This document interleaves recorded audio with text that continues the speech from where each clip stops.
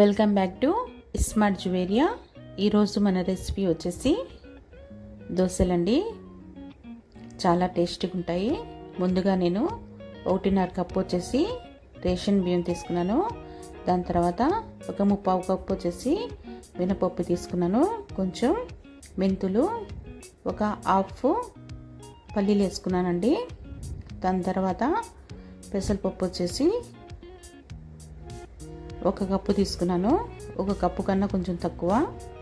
Okay అండి, ఇది బాగా శుభ్రంగా కడుక్కొని నానబెట్టిన తర్వాత మిక్సీ పట్టుకుంటున్నాను. దాంట్లో కొంచెం అన్నం కూడా వేసుకున్నానండి. ఓకే అండి, పిండి అయితే ఇలా రెడీ అయింది. చూడండి, బాగా పొంగింది. దోశలు అయితే మనకి చాలా టేస్టీగా ఉంటుందండి. తప్పకుండా ట్రై చేయండి. ఓకే అండి, ఇప్పుడైతే దీంట్లో తగినంత ఉప్పు వేసుకుందాము. దీంట్లో సోడా ఉప్పు అవసరం లేదండి. దీంట్లో కొంచెం నీళ్ళు వేసుకొని కలుపుకుందాము. ఓకే అండి, ఇప్పుడైతే దోశ వేసుకుందామండి. హోటల్ స్టైల్లో దోశ వేసుకుందాము. చాలా టేస్టీగా ఉంటుంది.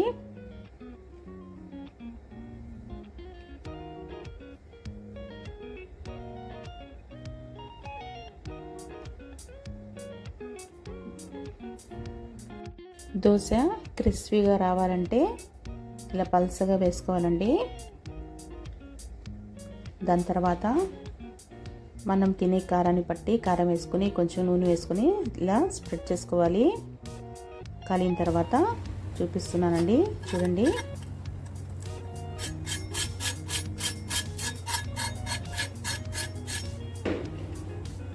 ఓకే అండి, ఇప్పుడైతే టేస్ట్ చూద్దాము. చాలా బాగుంటుందండి. మీరు కూడా తప్పకుండా ట్రై చేయండి. ఇప్పుడైతే మామూలు దోశలు వేసుకుంటున్నాను. ఇది స్పాంజ్ లాగా చాలా మెత్తగా బాగుంటాయండి, టేస్ట్గా. ఓకే అండి, రెడీ అయిపోయింది. ఈ కారానికి, ఈ దోశలకి చాలా అంటే చాలా టేస్ట్గా ఉంటుందండి. మీరు కూడా తప్పకుండా ట్రై చేయండి. ఈ కారం రెసిపీ వచ్చి చెప్తానండి ఇప్పుడు. ఓకే అండి, ఈ కారంతో తింటుంటే చాలా చాలా అంటే టేస్ట్ ఉంది.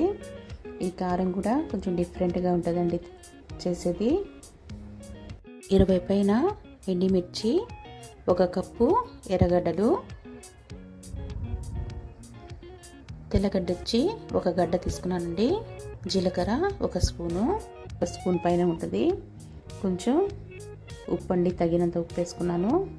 దాని తర్వాత పుటానీలు వచ్చేసి ఒక 10 గ్రాముల పైన వేసుకున్నానండి. అల్లం వేసుకున్నాను, ఒక 2 ఇంచులు. దాని తర్వాత బెల్లం వేసుకుంటున్నానండి కొంచెం. దాని తర్వాత వాటర్ వేసి మిక్సీ పట్టుకుందామండి. ఓకే అండి, ఇప్పుడైతే కారం అయితే రెడీ అయిపోయింది. దీనికి బగారా పెట్టుకుందాము. నూనె కొంచెం వేసుకొని జీలకర్ర, ఆవాలు, కొంచెం మినపప్పు వేసుకొని దూరగా వేగిన తర్వాత కొంచెం కరివేపాకు వేసుకుందాము.